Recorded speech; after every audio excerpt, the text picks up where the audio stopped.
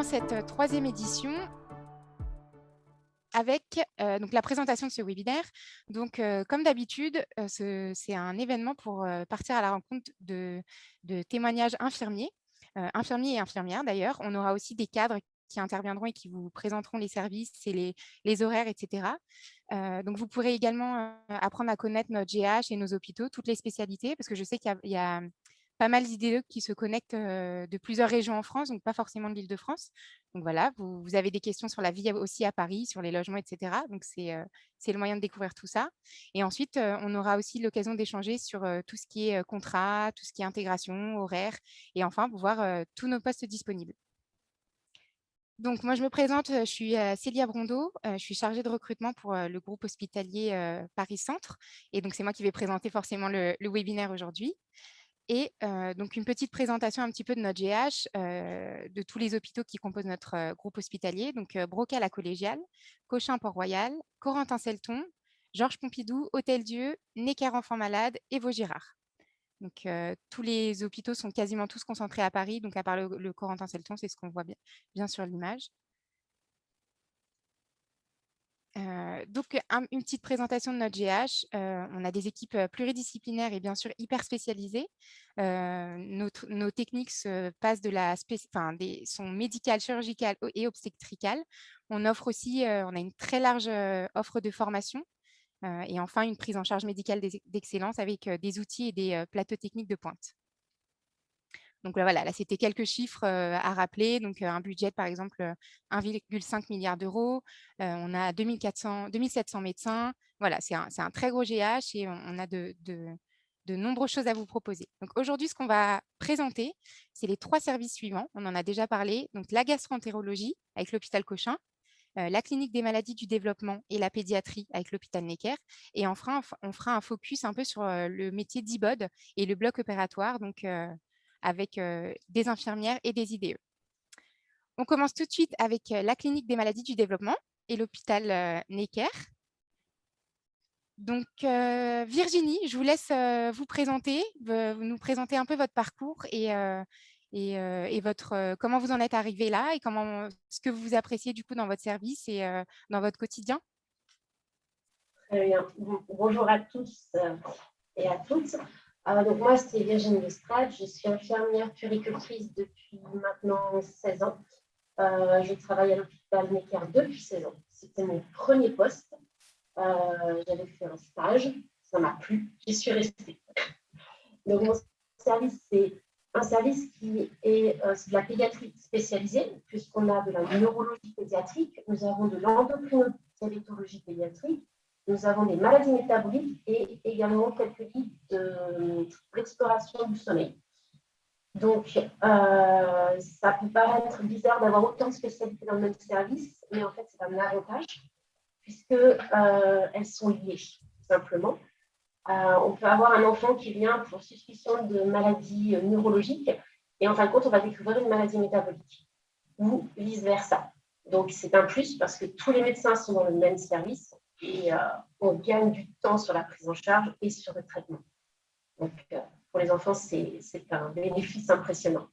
On est un service qui est très spécialisé, très technique également, puisque dans notre service, nous avons quasiment tous les soins qui sont proposés en pédiatrie, on les fait. On va avoir des soins nasogastriques, des gastrostomies, des cathéters centraux, des chambres implantables.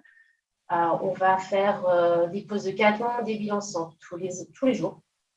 La seule chose en fait qu'on ne fait pas, c'est de la réanimation et des pansements complexes. C'est tout. Tout le reste, on le propose, d'aérosols, les traitements, des cures. On a énormément de traitements qui se font par cure intraveineuse sur plusieurs heures, plusieurs jours d'affilée, avec des surveillances. Notre service accueille aussi des enfants de la naissance à 18 ans. Ce sont des pathologies chroniques génétiques. On travaille aussi avec les urgences pour les pathologies neuro-inflammatoires ou les découvertes de diabète également. Ce qui est intéressant dans notre service, c'est que quand on est un petit peu, on va dire, fatigué d'une spécialité, dans quelques jours, on peut faire, on fait l'impasse, on prend plus d'enfants d'une autre spécialité Parce qu'on sait bien, hein, pour tous qui avaient fait des stages, parfois, ça peut être fatigant d'avoir une seule pathologie. L'avantage chez nous, c'est qu'on peut changer, on a le choix. Ensuite, l'avantage dans notre service également, c'est qu'on n'est pas sectorisé. C'est-à-dire qu'on se partage le travail en fonction de la charge de travail. C'est équitable, chaque infirmière a la même charge de travail. Si on est fatigué d'une situation parce que la prise en charge est difficile émotionnellement, parce que les parents sont compliqués, on peut faire une pause. C'est la collègue qui va prendre le relais, qui permet d'être bien, en fait, de ne pas souffrir de situations difficiles. On accueille également, vu que ce sont des pathologies chroniques, des soins palliatifs. Ça nous arrive plusieurs fois dans l'année, puisque ce sont, pour la plupart des maladies, et des enfants sont nés avec cette anomalie. Ils vivront toute leur vie avec. On ne peut pas les soigner. On peut faire en sorte qu'ils aient la meilleure qualité de vie possible. Je sais que maintenant, beaucoup de choses se mettent en place, notamment la thérapie génique qui arrive sur Necker et qui va offrir à beaucoup d'enfants qui n'avaient vraiment pas une belle qualité de vie une chance extraordinaire. On peut prendre par exemple l'amyotrophie spinale, puisque ça a déjà commencé pour cette pathologie-là. Des enfants qui ne pouvaient pas s'asseoir, qui ne pouvaient pas tenir leur tête, marcher. Certains sont aujourd'hui capables de marcher en déambulateur. C'est quelque chose d'extraordinaire. Et là, Necker est aussi un hôpital de recherche. Je veux dire, rien que dans mon service, beaucoup de médecins travaillent en laboratoire, font des recherches, que ce soit sur une nouvelle prise en charge, la thérapie génique, d'une nouvelle procédure pour utiliser d'autres médicaments. Ce qui fait que ce qui était valable il y a 15 ans quand je suis arrivée, on n'avait plus aujourd'hui. On voit évoluer, quelle que soit la spécialité, ça a évolué. Et c'est ça qui est bien, parce que des enfants qui, il y a 15 ans, décédaient, ne serait-ce qu'à la maternité ou en réa-néonat, ont aujourd'hui la possibilité de vivre et d'avoir une belle vie. Voilà. D'accord. Et alors, j'ai une petite question peut-être par rapport à votre parcours. Est-ce que pour un infirmier ou une jeune infirmière qui sort d'école, ou est-ce qu'il y a besoin d'avoir forcément d'être spécialisé en fait en pédiatrie? Est-ce que c'est on peut venir sans la formation de puéricultrice, par exemple? Bien sûr, il n'y a pas besoin d'être puéricultrice. Il n'y a pas besoin d'avoir déjà fait de la pédiatrie avant pour venir à Necker. Vous êtes de toute façon, quand quelqu'un arrive, l'infirmière est intégrée pendant 1 mois, elle est doublée avec une ancienne, et on essaye de voir la totalité des choses qui peuvent lui arriver, de toute façon. On ne laisse pas quelqu'un, on ne la lâche pas dans le service si la personne n'est pas prête. Et je veux dire, dans mon service, on a énormément de jeunes diplômés qui sont arrivés et qui n'avaient peut-être fait qu'un seul stage de pédiatrie dans leur cursus. Et ça n'a pas posé de problème particulier. À partir du moment où vous aimez la pédiatrie, où vous êtes organisé aussi, ça c'est important. Il n'y a pas de souci, vous serez formé, vous serez bien pris en charge, et puis tout se passera bien, il n'y a pas de raison. Et est-ce que, en termes de profil recherché, peut-être, est-ce qu'il faut une appétence particulière pour la pédiatrie, pour les enfants, ou ça peut être assez général, on peut venir avec, de tout parcours. Est-ce qu'on est obligé, par exemple, d'avoir fait un stage en pédiatrie pour venir? C'est des questions qui avaient été posées. Moi, je dirais, si on n'a jamais fait de pédiatrie, vous ne saurez pas à quoi vous attendre. La pédiatrie, c'est différent de l'adulte. Un adulte, quand il vient à l'hôpital, il sait ce qui lui arrive. Un enfant, il ne le sait pas. Il vient avec ses parents, des médecins, des infirmières leur font plein d'examens. Il est plus petit, il y a la peur, l'angoisse. Après, il faut être sûr de pouvoir soigner un enfant. Il y en a beaucoup qui viennent en stage de pédiatrie et qui disent moi, je ne peux pas piquer un enfant. On comprend, c'est propre à chacun. Moi, je dirais qu'il faut se renseigner. C'est sûr que si vous n'avez pas fait de pédiatrie, je ne peux pas vous dire comment vous vous sentirez dans le service.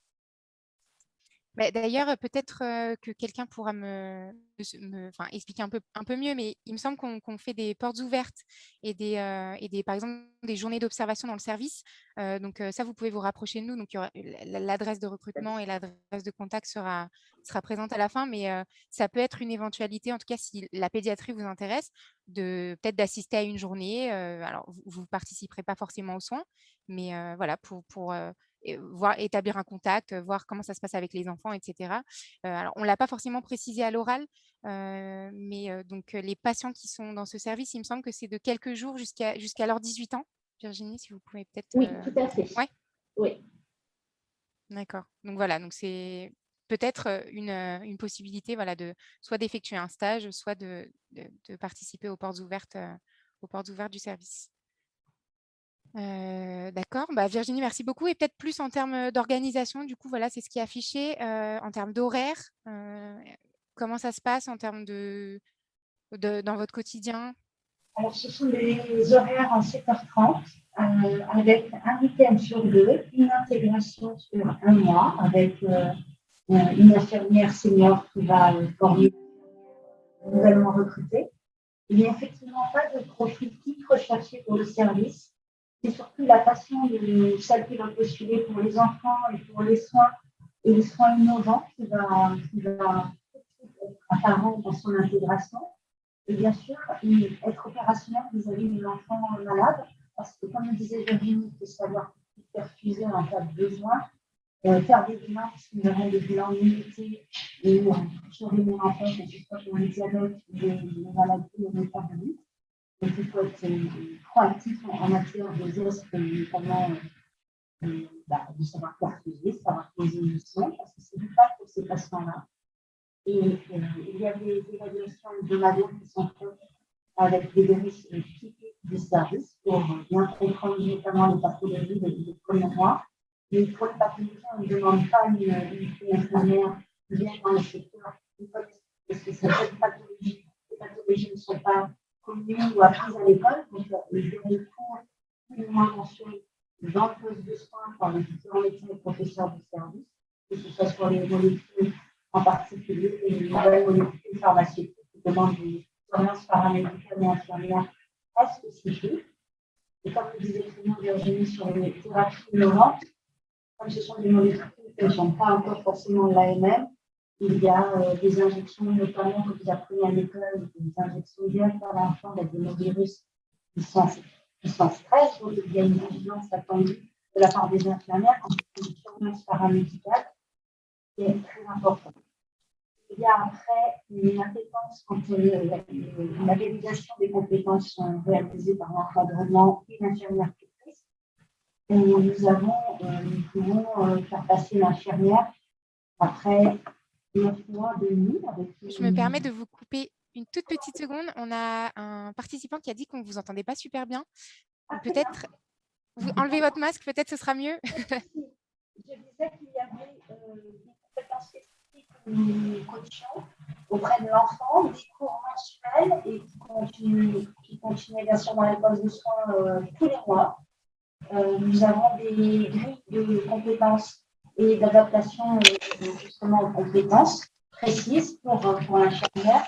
L'infirmière n'est jamais lâchée ni abandonnée. Si elle est en difficulté, nous le savons, elle en parle. Nous avons des bilans avec l'infirmière toutes les semaines au cours de l'intégration.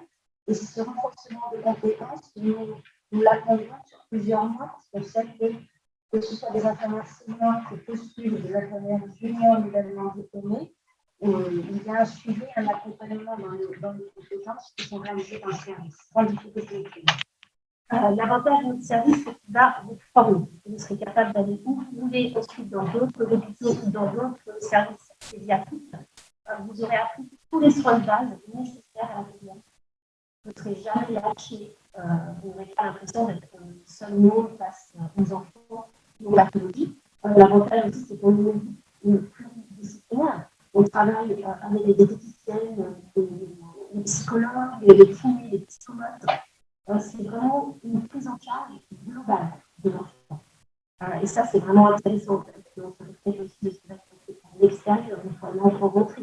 Nous, les enfants, ils viennent au bilan, une à deux fois par an, parfois plus, dans la petite enfance. qui peuvent venir en urgence. Donc, en fait, on suit ces familles. À partir du moment où l'enfant est né pour le diagnostic chez nous, on va le suivre jusqu'à l'aujourd'hui. Et ça, c'est un certain moment disponible dans les émissions. D'accord, ok. Super, merci beaucoup pour vos 2 témoignages. J'ai oublié de préciser tout à l'heure qu'il y avait un espace questions-réponses. En fait, vous pouvez poser toutes vos questions un peu en direct. Alors, pour les questions un petit peu plus personnelles, on prendra contact avec vous à la fin du webinaire. Mais si vous avez des questions générales un petit peu sur le service ou voilà, des questions à poser à nos intervenants, n'hésitez pas du coup. Donc voilà, en tout cas, merci beaucoup pour vos témoignages. C'est super intéressant de vous entendre et d'entendre parler un peu de votre quotidien. Donc, merci encore. Et du coup, on passe à la prochaine étape, au prochain service, qui est donc la gastroentérologie et l'endoscopie et l'oncologie digestive avec Mona. Donc, bienvenue Mona et merci de vous être déplacée aujourd'hui. Donc, pareil, dans le même principe, je vous laisse vous présenter et nous parler un petit peu de votre service. Oui, bonjour. Donc, je suis Mona, je suis infirmière en gastro. Plus précisément, je suis infirmière coordinatrice sur 2 secteurs. Donc, l'hôpital de jour MICI, donc maladie inflammatoire chronique de l'intestin. Et je suis aussi coordinatrice des diagnostics rapides des lésions du pancréas. Alors, le service de gastro est assez vaste puisqu'il débute du plateau technique, donc d'endoscopie jusqu'au service d'hospitalisation conventionnelle, en comptant l'hôpital de jour MICI, l'hôpital de jour des plateaux techniques, donc l'endoscopie, l'hôpital de semaine et l'hospitalisation conventionnelle. Donc, au niveau des pathologies, c'est assez large aussi. Ça peut être réinfectieux, les hémorragies digestives, les pathologies fonctionnelles, les sténoses, les occlusions, les cancers de l'appareil digestif, donc des chimiothérapies, jusqu'à la prise en charge des patients en soins palliatifs. Donc, qui sont plutôt sur l'hospitalisation conventionnelle. Il y a vraiment 4 lits qui sont étiquetés soins palliatifs. Il y a une infirmière prédestinée pour les postes-annonces. Donc, quand un médecin diagnostique un cancer chez un patient, il est vu par une infirmière post-annonce et pour un peu reprendre les explications de ce que le médecin a déjà donné comme information. Donc voilà, il y a 18 lits en hôpital de semaine, 18 lits en séjour conventionnel. Il y a 18 lits, 2 infirmières du matin, 2 infirmières d'après-midi. C'est en 7h30. Au niveau des soins, au niveau endoscopique, c'est un peu plus technique parce que c'est vraiment des gestes opératoires. Donc, il y a des gestes d'actes interventionnels. L'infirmière travaille en collaboration avec le médecin. Et au niveau de l'hôpital de jour du plateau technique, c'est vraiment c'est les services ambulatoires. Donc, c'est accueillir le patient, la préparation avant son geste endoscopique et la surveillance en fonction de ce qui est fait comme geste. L'hôpital de semaine, c'est pour les patients plateau technique et chimio. Plateau technique avec des gestes opératoires qui sont beaucoup plus lourds, donc qui nécessitent une surveillance au moins de 24 heures en pré- et en post-ambulatoire, gestes interventionnels, et l'hôpital conventionnel, donc c'est un peu le séjour d'hospitalisation habituelle des patients avec aussi de la chimiothérapie. Donc, pour les nouveaux arrivants, il y a 1 mois d'intégration dans le service qui est faite par une ancienne infirmière. C'est vraiment du fait des chimios parce qu'il y a des protocoles qui sont très spécifiques en fonction du cancer, du médecin. Il y a des études qui sont faites. Donc, il y a une chargée d'études de recherche clinique qui vient pour pour récupérer certains soins, des électrocardiogrammes, des bilans sanguins. Voilà, donc, et au niveau hôpital de jour, l'hôpital de jour ambulatoire, c'est BI, et l'hôpital de jour Miki, donc c'est vraiment pour les prises en charge avec des soins, des perfusions, de biothérapie, donc qui sont des immunosuppresseurs pour vraiment les prises en charge type RCH et Crohn. D'accord, super, merci. Et alors moi, j'ai une question qui m'est venue. Pour quelqu'un qui sort, qui est un jeune professionnel, qui sort d'école, est-ce que c'est un service qui est assez formateur? Est-ce qu'on y apprend beaucoup de choses? Est-ce que c'est assez facile d'être intégré et de rejoindre les services? Alors Comment oui, ça se passe? c'est très formateur parce que c'est une panoplie très large en soins techniques, en relationnel. J'ai oublié de dire qu'il y avait une psychologue aussi dans le service qui est aussi bien pour les soignants, parce que quand même pour les étiquetés palliatifs et autres, et aussi qui est présente aussi pour les soignants et les patients. Donc, elle a ces deux couvertures. Donc oui, parce qu'au niveau des soins, c'est vraiment très large, entre les poses de PAC, les surveillances, les électros, les soins très techniques. L'infirmière est vraiment en collaboration dans les gestes interventionnels, en collaboration avec le médecin. Donc, c'est sa 3e, 4e main. Donc, et c'est très formateur. Vous apprenez très vite à avoir une autonomie sur certains soins, pas mal de pansements, et ensuite les soins, les poses de sonde nasogastrique, peut arriver les gestes d'urgence, les soins d'urgence avec des hémorragies digestives et autres.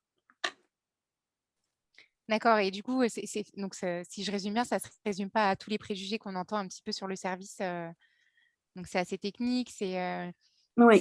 Est-ce que le rythme, du coup, comment ça se passe au niveau du rythme de votre semaine avec l'équipe, etc. Alors, le rythme, alors, les horaires, c'est la grande équipe, donc c'est 7h30. Le rythme, il est assez intense parce que vous êtes bien occupé toute votre journée.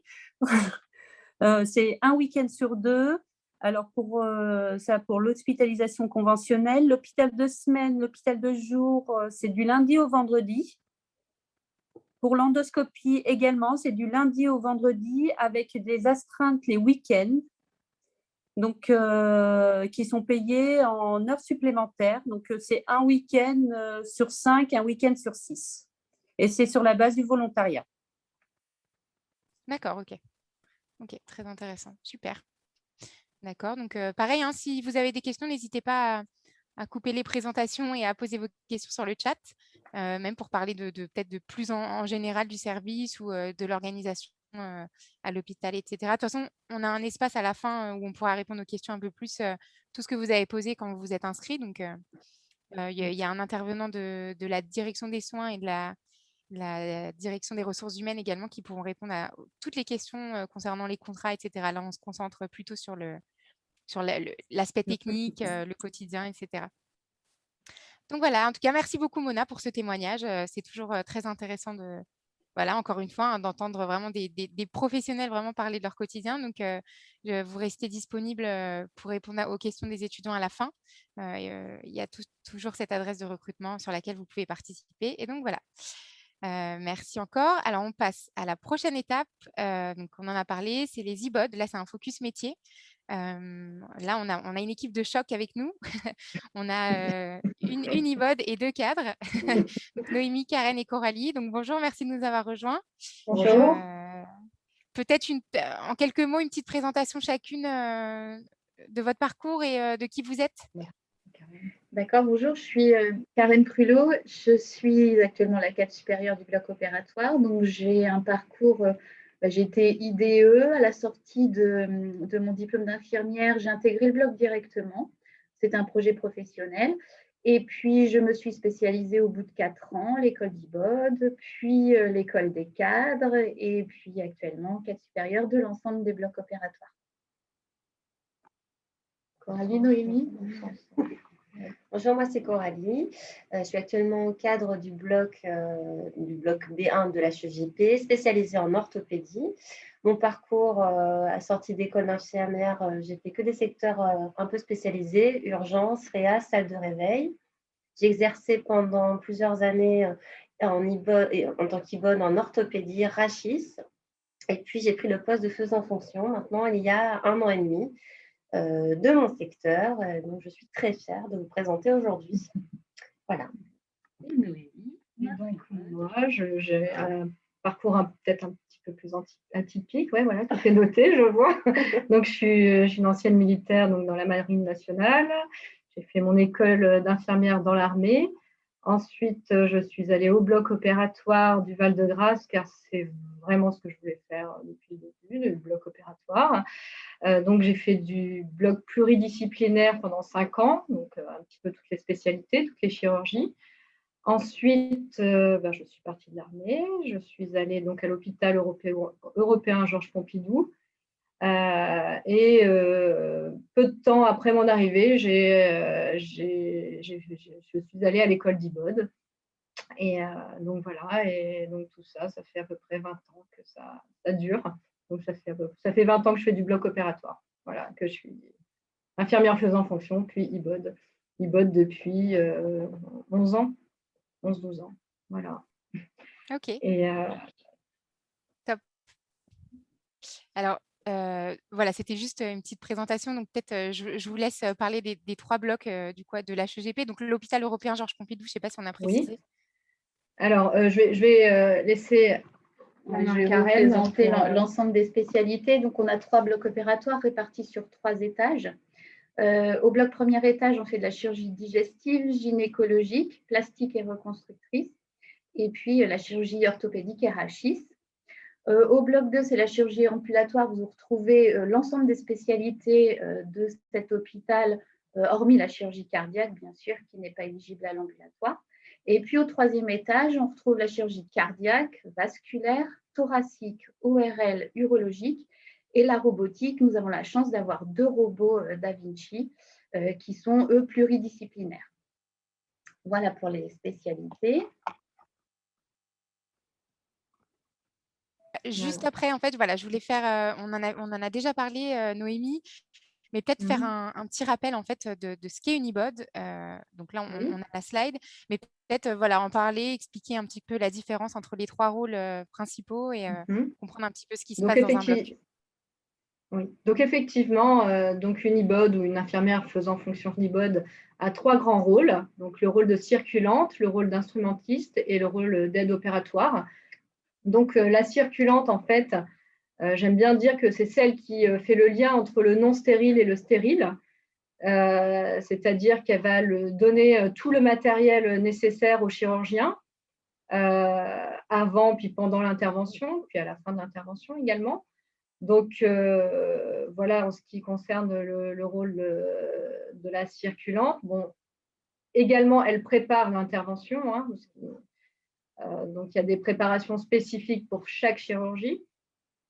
Elle ouvre la salle et prépare la salle. Donc, il y a tout un tas de vérifications avant de débuter. Comme dans un avion, on check, on a une checklist. On check tout un tas de points. Donc voilà. Donc ensuite, donc il y a le rôle. Donc là, je mettrai plus en deuxième l'instrumentiste. C'est ce qu'on fait le plus souvent ici, dans ce bloc opératoire. Donc oui, donner le bon instrument au chirurgien au bon moment. Effectivement, c'est ça. C'est préparer sa table d'intervention. Oui, préparer certains médicaments, beaucoup d'instruments à connaître, anticiper l'acte du chirurgien, et puis effectivement garder toute la zone stérile. Il faut avoir les yeux un petit peu partout, surveiller que personne ne se déstérilise. Il y a le compte également des champs, des compresses, de tout ce qui est instruments, du petit matériel que l'on utilise durant les interventions. Donc Donc ça, c'est le côté instrumentiste. Donc on est habillé en stérile, hein, comme le chirurgien. On assiste le chirurgien.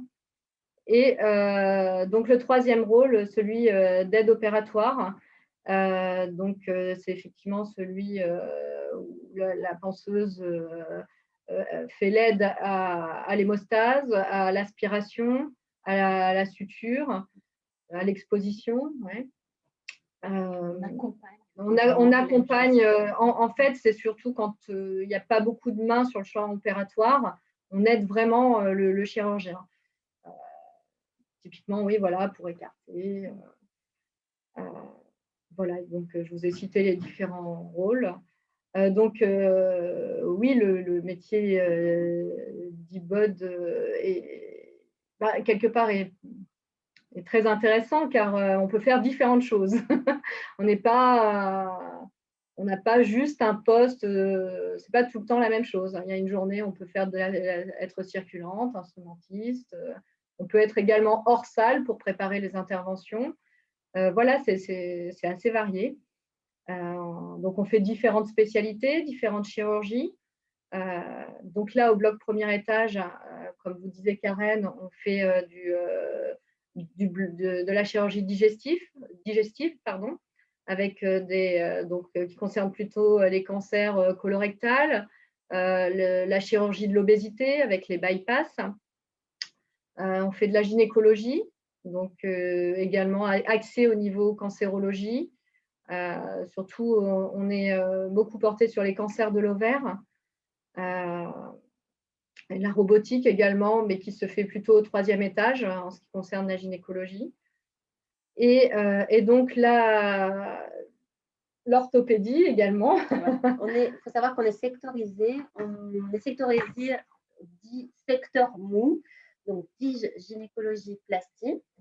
Et le secteur dit dur, orthopédie, est vraiment une spécialité avec son équipe d'e-bod ortho et l'équipe d'e-bod DGP dans le secteur mou. Voilà. Oui, voilà. Donc, moi, je suis plutôt du côté digestif, gynécologie et plastie. Et plus particulièrement, je suis la référente en plastie, en chirurgie plastique, reconstructrice et esthétique. Voilà. Alors, oui, vous vouliez que je vous parle un petit peu spécialement de cette spécialité? Oui, pourquoi pas, parce que ce n'est pas forcément quelque chose qu'on connaît. Donc oui, allez-y, je vous laisse Donc, la c'est une parole. spécialité passionnante, évidemment, car ça fait plusieurs années que j'y suis. Hein, ça doit bien faire 5 ans maintenant.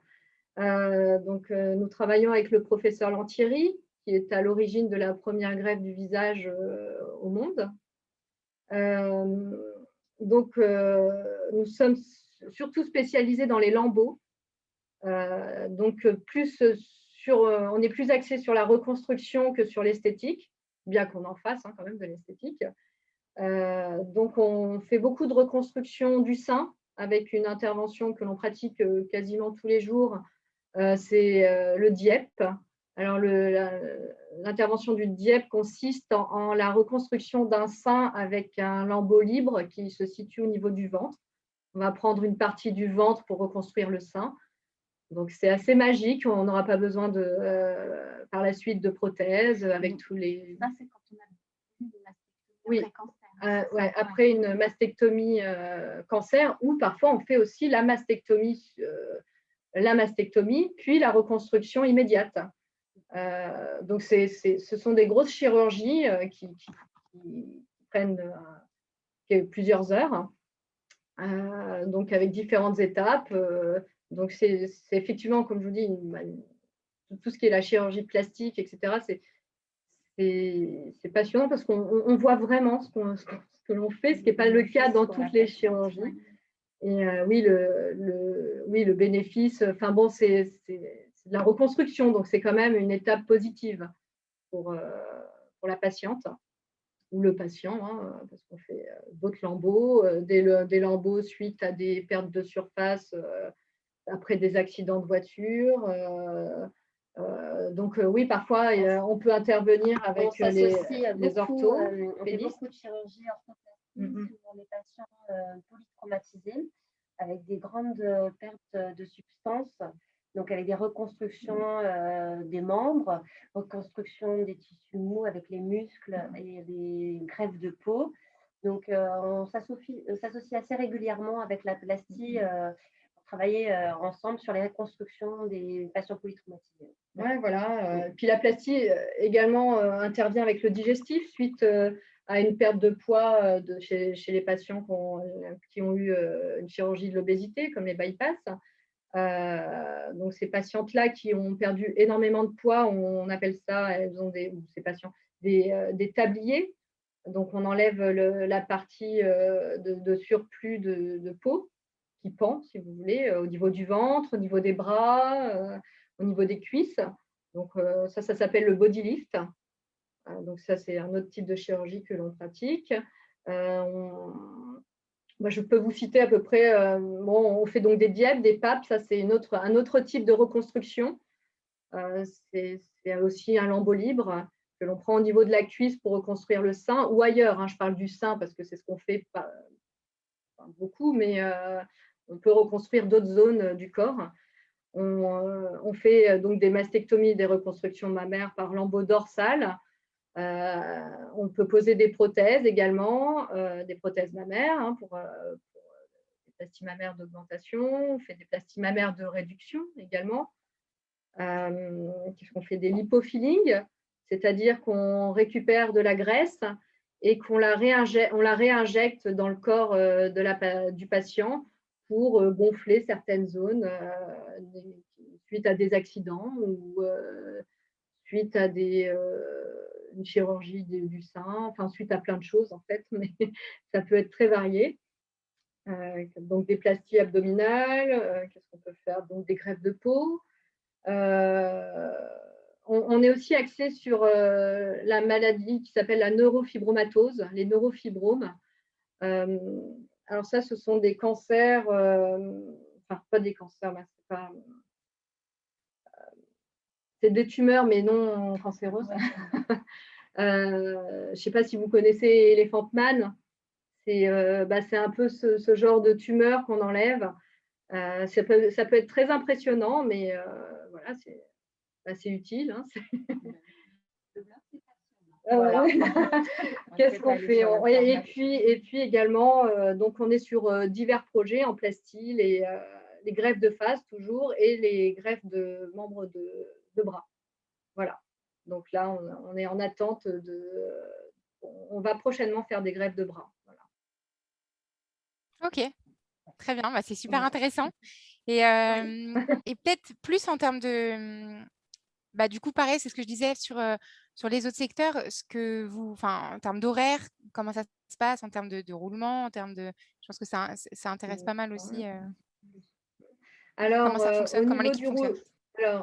Alors, il y a des personnes en 10 heures et des personnes en 12 heures chaque jour. Donc, nous faisons du 7h30, 19h30 ou 7h30, 17h30. Ça, c'est du lundi au vendredi. Après, on est aux 35 heures, donc on ne travaille pas 5 jours d'affilée. On fait 4 et 3 jours, oui, en moyenne. Donc, on a toujours un jour off dans la semaine, c'est plutôt appréciable. Et le week-end, donc c'est 12 heures, 7h30, 19h30.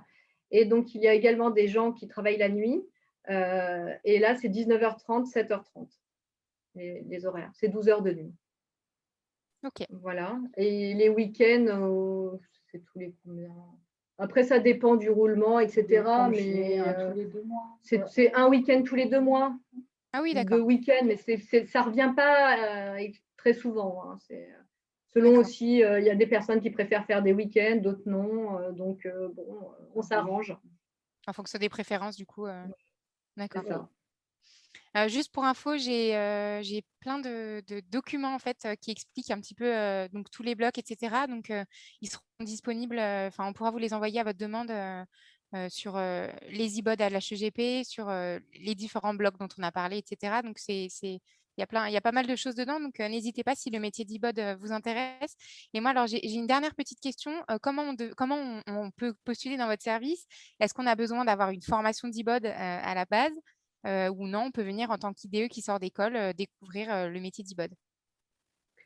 Eh bien non, on peut tout à fait venir après son diplôme, en sortant d'IFSI, d'ailleurs c'est moi-même ce que j'ai fait, on peut tout à fait intégrer le bloc opératoire. On a un parcours d'apprentissage qui est très bien fait, dont on a l'habitude. On commence à former, donc on double systématiquement à peu près 2 mois. Bon, après, on s'adapte à la courbe d'apprentissage de la personne, hein, mais s'il va plus vite, eh bien, on réduit la durée de formation, ou au contraire, on l'allonge, on s'adapte, bien sûr. Donc, en moyenne, c'est à peu près 2 mois, où là, on est doublé sur la fonction de circulante. Ensuite, on circule seul pendant 3-4 mois à peu près. Puis, on est à nouveau doublé environ 2 semaines sur l'instrumentation. Et puis après, quand l'instrumentation roule, on peut à ce moment-là commencer à prendre des nuits, des astreintes. Voilà. Pour ce qui est de la fonction d'aide opératoire, là, c'est particulier parce que depuis que les actes exclusifs sont sortis en 2015, excusez-moi, j'ai une fenêtre qui s'est ouverte. Voilà, depuis que les actes exclusifs sont sortis en 2015, il faut être diplômé IBOD pour réaliser les actes d'aide opératoire. Donc ça, c'est exclusivement réservé aux IBOD. Mais c'est l'occasion, justement, parce qu'on a une sorte de contrat moral, en fait, lors du recrutement. C'est un engagement que nous prenons. Si le bloc opératoire correspond à l'infirmier qui va être faisant fonction d'IBOD, eh bien, on s'engage à aller se spécialiser et donc à intégrer l'école d'IBOD et pouvoir du coup avoir davantage de connaissances dans plus diverses spécialités, parce que là, on intègre une spécialité ou plusieurs, mais ça permet d'avoir un échantillon large de toutes les spécialités pratiquées dans les blocs opératoires. Donc, c'est tout à fait faisable, et puis on accompagne le temps qu'il faut. Et comme disaient Coralie et Noémie, c'est un métier passionnant avec beaucoup de choses à apprendre, et on n'a jamais terminé en définitive. Et puis les techniques qui évoluent en permanence, parce que ça, c'est une réalité de nos blocs opératoires, la technologie qui s'invite de plus en plus avec les robots, les nouvelles colonnes, enfin voilà. De plus en plus technique, en fait, comme métier. Voilà, je pense que j'ai répondu. Oui, alors j'ai eu un petit bug Internet. Est-ce qu'on m'entend? Oui, c'est bon. Oui. Ok, super. Ça marche. Alors voilà, en termes de, voilà, je précise juste que donc il y a des formations aussi qui sont proposées aussi par l'AP, donc pour intégrer les écoles d'IBOD. Donc c'est ce qu'on voit aussi à l'écran. Il y a une prime de bienvenue de 2 fois 1 000 € et donc un CAE rétroactif. Alors ça, je sais qu'on n'a pas encore abordé le sujet, mais là on y vient tout de suite. Donc je voulais vous remercier en tout cas pour vos témoignages. Sur le métier d'IBOD. Merci beaucoup. Vous restez disponible du coup si on avait des questions. Voilà, possibilité de communiquer par mail ou par téléphone, etc. Donc, n'hésitez pas à nous contacter sur l'adresse l'adresse centrale de recrutement et de contact. Et là, du coup, moi, je voudrais en venir maintenant à tout ce qu'on propose, à tous nos avantages. Alors pour ça, on aborde d'abord le sujet du salaire d'une IDE, parce que c'est une question qui nous est posée fréquemment. Donc voilà, en entrée, en sortie d'école, en tout cas, voilà, c'est ce qu'on touche avec possibilité d'augmenter le salaire avec des primes de service, avec si vous travaillez par exemple la nuit ou les week-ends. Le salaire augmente. Il y a également une prime d'installation qui peut être proposée la première année. Et donc, en termes de contrat, on est stagiaire de la fonction publique et donc on est recruté directement en tant que fonctionnaire. Alors, il y a une période d'essai d'1 an, c'est ce qu'on appelle donc voilà, la période d'essai, mais c'est particulier du coup au métier d'infirmier. En termes, voilà, si vous souhaitez par exemple vous installer à Paris, on propose différents logements. Donc, il y a les logements attractivité. Donc, ça, c'est des logements donc, temporaires, mais qui sont très, très faibles en termes de loyer. Donc, c'est à partir de 250 € par mois. Le bail, il est renouvelable une fois. Et donc, ça, c'est voilà, comme expliqué pour les métiers en tension, les infirmiers, les infirmiers puéricultrices et les IBOD. Donc, ça, c'est des prix vraiment imbattables et généralement, les logements sont situés très près de l'hôpital. Donc ça peut être vraiment un motif pour venir s'installer à Paris. Et ensuite, après ça, donc, on propose aussi des logements fidélisation. Donc là, c'est des logements beaucoup plus pérennes, c'est des baux plus longs. Ils sont également assez proches de l'hôpital et donc on peut en faire la demande une fois qu'on est en Île-de-France et qu'on est à Paris dans la paix. Ensuite, peut-être que je laisse la direction des soins, Madame Touissa, peut-être vous voulez expliquer le contrat d'allocation études et ce qu'on propose sur tout le GH. Sur les secteurs où il y a une pénurie, comme sur les sites gériatriques, les postes de nuit et sur certains secteurs, et aussi sur les blocs opératoires pour avoir des IVO, nous avons proposé un contrat de 1 an. Donc, comme vous dites, à 750 € par mois brut, ce qui fait 700 € net. Et le candidat doit rendre 18 mois de travail à partir du moment où il est diplômé, où il a pris le poste. Donc, ceci, c'est que sur certains secteurs en difficulté. Sur les autres secteurs, c'est un contrat de 6 mois. Il doit rendre 1 an de fidélisation vis-à-vis de l'hôpital, du secteur où il a été recruté. Ce contrat rétroactif est intéressant parce qu'il est payé à 2 mois aussi de la prime d'installation, comme vous avez annoncé tout à l'heure, qui est de 2089 €. C'est quand même intéressant.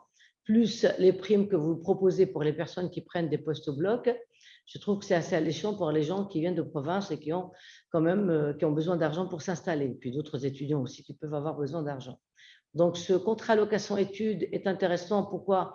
Alors, pour nous, il est intéressant juste pour une seule chose, parce que c'est une attractivité pour la personne qui va être diplômée, qui va prendre le poste. Et nous, c'est la certitude que la personne qui prend le poste ne va pas nous contacter la veille pour la prise de poste et annuler son arrivée. Donc, c'est un contrat qui est intéressant.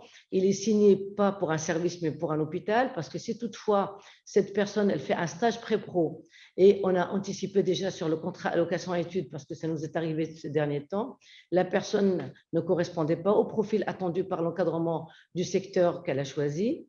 Et donc, cette personne, pour ne pas la mettre en difficulté, rajouter une difficulté à la difficulté, nous lui avons proposé un autre secteur.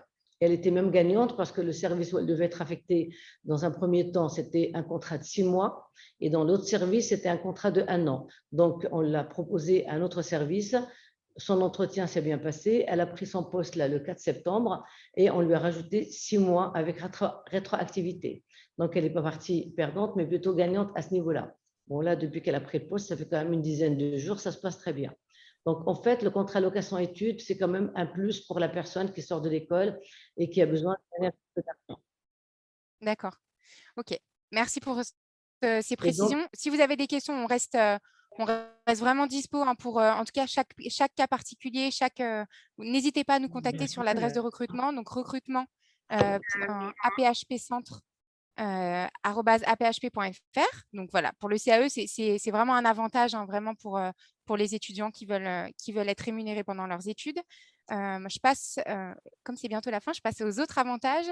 Donc on a des bulles bien-être. Alors ça, c'est un petit plus aussi quand on travaille et qu'on a envie de se détendre, qu'on veut participer à des cours de boxe qui sont gratuits, à des cours de musculation, du yoga, de la sophrologie. Donc ça, c'est très intéressant parce que du coup, c'est des cours gratuits. On a aussi des espaces de détente et avec des cocons pour faire la sieste.